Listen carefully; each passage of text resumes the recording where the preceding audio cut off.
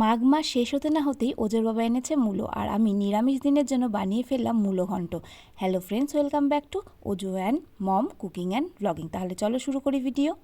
মূলো ঘন্ট তৈরি করার জন্য আমি এখানে গোটা 5 মূলো নিয়ে নিয়েছি। মূলোগুলো কিন্তু খুব মোটা মোটা আর বেশ বড় বড় ছিল। এবার মূলোগুলোর থেকে আমি পিলার দিয়ে খোসাটা ছাড়িয়ে নেব। তোমরা ইচ্ছা করলে বঁটিতে বা চাকুতেও করতে পারো, কিন্তু আমার পিলারে সুবিধা তাই আমি পিলারে করেছি। এবার আমি কি করব, সমস্ত মূলোগুলোকে ভালো করে ধুয়ে নেব আর জল ঝরিয়ে নেব, দিয়ে একটা গ্রেটারে ভালো করে গ্রেট করে নেব। এই দেখো, আমি একটা মোটা গ্রেটারে গ্রেট করে নিচ্ছি। এই দেখো, গ্রেটটা এমন হয়েছে। এবার আমি সবটা গ্রেট করে নিচ্ছি। সবটা মূলো গ্রেট হয়ে গেলে একটু মূলোগুলোকে ভাপাতে হবে। এই দেখো, সমস্ত মূলোগুলো কিন্তু আমার গ্রেট হয়ে গেছে। এবার আমি গ্যাসের উপরে একটা বাটিতে গরম জল চড়িয়ে দিয়েছি আর তার মধ্যে একটু লবণ দিয়ে দিলাম। এদিকে একটা বাটির মধ্যে আমি কেটে ধুয়ে নিয়েছি একটা বেশ বড় সাইজের আলু। জলটা যখন গরম হয়ে ফুটতে শুরু করবে তখন আমি কিন্তু মূলোগুলো এর মধ্যে দিয়ে দেবো, মানে কোরানো মূলোগুলো। এবার মিনিট 5 থেকে 7 আমি এই গরম জলের মধ্যে মূলোগুলোকে ডুবিয়ে রাখবো, আর 5 থেকে 7 মিনিট পরে তুলে নিয়ে জল ঝরিয়ে নেব।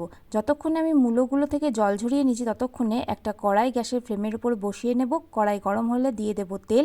তেল গরম হলে দিয়ে দেব ফোড়ন, জিরে, তেজপাতা আর 2টো কাঁচা লঙ্কা দিয়েছি। তারপরে ঢেকে দিয়েছি কেন, যাতে ছিটা ওঠে না লাগে। তারপরে আমি ঢাকনাটা তুলে এর মধ্যে দিয়ে দিলাম আলুগুলো নাড়াচাড়া করে এর মধ্যে লবণ দিয়ে দিলাম। লবণ দিয়ে আলুগুলো একটু বেশ ভাজা ভাজা করে নিয়ে ঢেকে দেব। এবার মিনিট 2 পরে ঢাকনাটা তুলে আমি আবার আলুগুলো ভালো করে নেড়ে নেব। 2-1টা নাড়া দেওয়ার পরে কিন্তু আমি এর মধ্যে যে ভাপিয়ে জল ঝরিয়ে রাখা মূলো আছে সেগুলো দিয়ে দেব। এবার ভালো করে আমি আলুর সঙ্গে মূলোগুলো মিশিয়ে নেব। মূলোগুলো বেশ খানিকটা নাড়াচাড়ার পরে আমি ঢেকে দেব। মিনিট 4-5 ঢাকনা দিয়ে লো ফ্লেমে রান্না করার পরে আমি আবার ঢাকনাটা তুলে ভালো করে নেড়ে নিয়ে আর একবারের জন্য ঢেকে দেব। মিনিট 3-4 পরে ঢাকনাটা তুলে আমি আরেকবার মূলোটাকে ভালো করে নেড়ে নেব, যাতে নিচে না ধরে।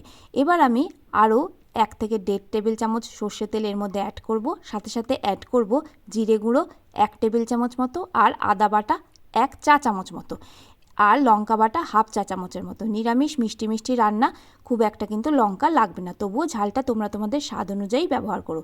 এবার ভালো করে মশলাগুলো মূলোর সঙ্গে মিশিয়ে নিয়ে এর মধ্যে দেবো চিনি। নিরামিষ তরকারি একটু মিষ্টি মিষ্টি হলে ভালো লাগে, সেই জন্য আমি চিনি ব্যবহার করছি। আর রঙটা উজ্জ্বল হওয়ার জন্য আমি এর মধ্যে বেশ খানিকটা হলুদ দিয়ে দিলাম। এবার আমি আবার ভালো করে ভাজা ভাজা করে নেব, মানে ভালো করে কষিয়ে নেব। ভালো করে কষানোর পরে এখানে আমি কিন্তু একটু জল দিয়ে দেব।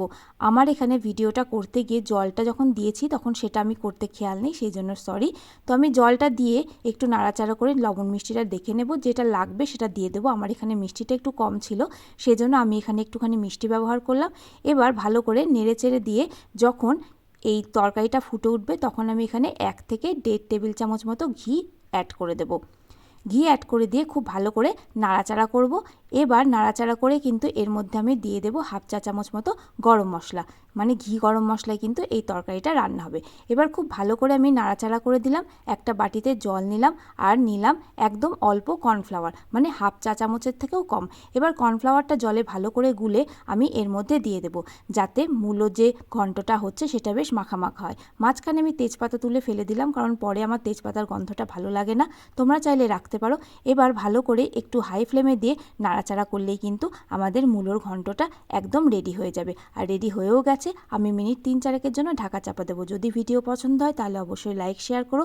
নতুন বন্ধুরা পাশে থেকে অবশ্যই চ্যানেল সাবস্ক্রাইব করো, আর অবশ্যই বেল বাটন ক্লিক করো, যাতে আমাদের দেওয়া ভিডিও তোমাদের কাছে পৌঁছায় সবার আগে। এতক্ষণ ধরে তোমরা যে ভিডিও দেখলে তার জন্য তোমাদের জানাই অসংখ্য ধন্যবাদ।